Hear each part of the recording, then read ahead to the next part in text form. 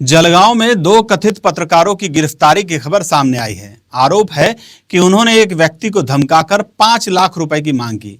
Police ने मामला दर्ज कर लिया है, जांच जारी है और कानून अपना काम करेगा। लेकिन इस खबर को पढ़ते पढ़ते एक सवाल बार बार सिर उठाता है। आखिर हमारे समाज में पत्रकार ज्यादा पैदा हो रहे हैं या फिर पत्रकारिता? आजकल जिसके हाथ में मोबाइल है वो खुद को पत्रकार समझने लगा है। जिसने 2 दिन किसी YouTube चैनल के साथ काम कर लिया वह संपादक बन बैठता है।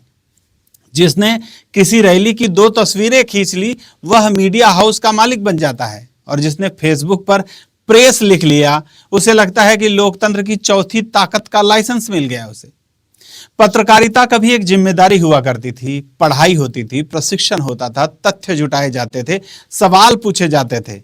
अब कई जगह हालात ये हैं कि पहले प्रेस कार्ड बनता है और बाद में उसका पत्रकार खोजा जाता है। आपने भी देखा होगा, कोई ऑटो रिक्शा चला रहा है लेकिन गाड़ी के आगे बड़ा सा प्रेस लिखा हुआ है। कोई दर्जी है, कोई पंचर की दुकान चलाता है, कोई पेंटर है। अपने अपने पेशे में मेहनत करने में कोई बुराई नहीं है। बुराई तब शुरू होती है जब पत्रकारिता को पेशा नहीं बल्कि प्रभाव और दबाव बनाने का हथियार समझ लिया जाता है। कुछ लोग तो रिश्तेदारों को भी पत्रकार बनाने का ज्ञान बांट रहे हैं, जैसे कोई पारिवारिक व्यवसाय हो रहा हो। चाचा पत्रकार, भतीजा पत्रकार, साला पत्रकार, जीजा पत्रकार, पूरा खानदान लोकतंत्र को बचाने के लिए निकल पड़ा है। और फिर वही लोग किसी मोर्चे, किसी आंदोलन, किसी राजनीतिक रैली में पहुंचकर पूछते हैं कि भाई साहब कवरेज तो कर देंगे लेकिन चाय पानी का क्या? चाय पानी का अर्थ आप समझते हैं ना? लोकतंत्र की सेवा कभी कभी 200 रुपए से शुरू होकर 500 रुपए तक पहुंची जाती है। भारत के संविधान में अभिव्यक्ति की स्वतंत्रता दी गई है। हर नागरिक को अपनी बात कहने का अधिकार है। लेकिन शायद कुछ लोगों ने इसका अर्थ यह निकाल लिया है कि हर नागरिक संपादक भी है, चैनल का मालिक भी है और खोजी पत्रकार भी।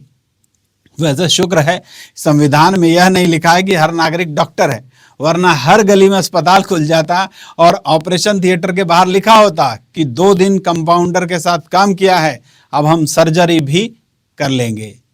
यह व्यंग है, लेकिन इसके पीछे एक गंभीर सवाल छुपा हुआ है।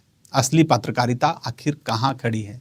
जो लोग वर्षों से तथ्य जुटा रहे हैं, सच्चाई सामने ला रहे हैं, दबाव झेल रहे हैं, मुकदमे झेल रहे हैं, उन्हें पहचानना मुश्किल हो रहा है क्योंकि शोर बहुत बढ़ गया है। मेरे मित्र अयाज मोहसिन अक्सर एक पंक्ति कहते हैं, घोड़ों को नहीं मिल रही घास देखो, घोड़ों को नहीं मिल रही घास देखो और गधे खा रहे हैं च्यवनप्राश देखो। यह पंक्ति सिर्फ पत्रकारिता पर नहीं पूरे दौर पर लागू होती है, जहां मेहनत करने वाला पीछे खड़ा है और दिखावा करने वाला मंच पर बैठा है।